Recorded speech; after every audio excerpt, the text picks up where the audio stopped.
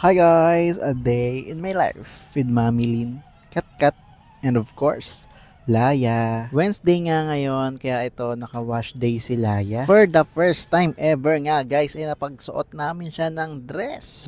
Tuwang nga kami dito ni Mami Lin dahil yun nga, ngayon na lamang namin siya nasuotan ng ganyang mga dress guys. Last dress kasi ni Laya nung 1-year-old pa siya. Yung kumbaga hindi pa marunong manamit sa sarili. Nakapasok na nga kami dito sa school at ayun nga guys, pinagtitinginan ng ating Laya. Dahil every wash day nga ay laging naka-legging si Laya, ganon, t-shirt. Kaya ayun tuloy, agaw pansin ng ating Laya. Napaaga nga kami dito ni Laya, kaya ito, tamang hantay lang muna kami ng line-up nila. Makalipas nga lang ang 10 minuto at ito na magla-line up na sila. Very good na nga yan pala si Laya lagi dahil yun nga, hindi ko na sinasamahan. Basta bibigay ko na lang yung bag niya. Hanggang dito na nga lang tayo guys at hindi na tayo papasok. Pwede namang pumasok guys, pero yun nga, dahil very good na si Laya, hindi na natin siya papakilaman dyan. Mamaya na lang ulit uwian. Uwian na nga nila dito guys at ayan, tamang antay lang tayo kay Laya at matik yan guys, tatakbo na naman yan kay Daddy. Nag-aya nga sa akin si Laya dito na mag-UP Town daw kami. Kaya sige, pinagbigyan ko na guys dahil very good naman siya, nagsuot siya ng dress. Pero guys, hindi ko talaga sinabi sa kanya na pag nagsuot siya ng dress ay mag-UP Town kami. Sa isip ko lang kumbaga. Sabi mo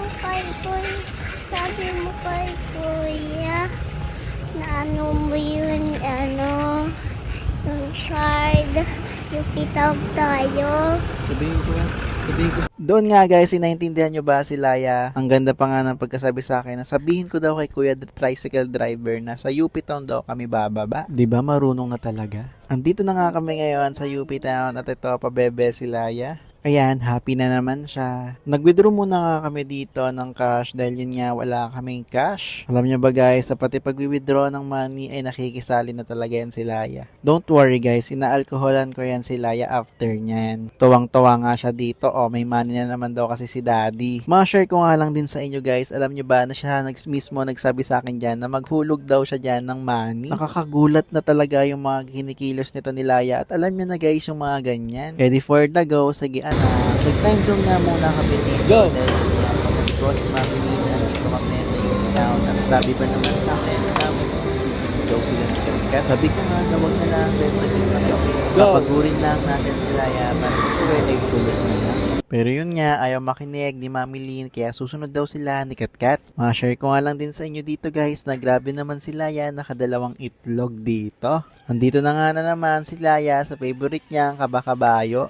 Ang ganda din kasi dyan guys, para ka talagang nakasakay sa kabayo. Nagutom na nga lang kami dalawa ni Laya sa kakantay kay Mami Lin. Kaya pumunta muna kami dito guys sa Jollibee. In-order ko nga si Laya dito ng spaghetti, fried chicken, and kanin. Sa akin nga lang naman is burger. Gusto ko kasi kasabay natin ang Mami Lin kumain mamaya. Nandito na nga sila at ayan, sobrang cute naman ang suot ni Kat. Ang galing talaga mag-alaga nito ni Mami Lin. Tuwang-tuwa nga na naman ako dito. Kaya ayan, kinarga ko yung dalawa kong anak. At si Mami Lin na lang nagtulak sa stroller. On the way na nga pala kami dito sa Kidsuna. Nakapasok na nga pala kami dito sa Kidsuna guys. At alam nyo na ba, si Kat, dire-diretso, takbo talang matulin, papunta doon sa Kidsuna. Sa loob ang diretso siya, papunta sa Padulasan. O, di ba walang hinga-hinga? Shoutout nga pala sa mga magkakapatid na to dahil yun nga, nakilala nila si Laya. Kaya ayan, nilaro tuloy nila. Thank you guys. Habang nandun nga si Laya, dito naman si Kat, hindi na umalis dito sa Padulasan na to. Kat!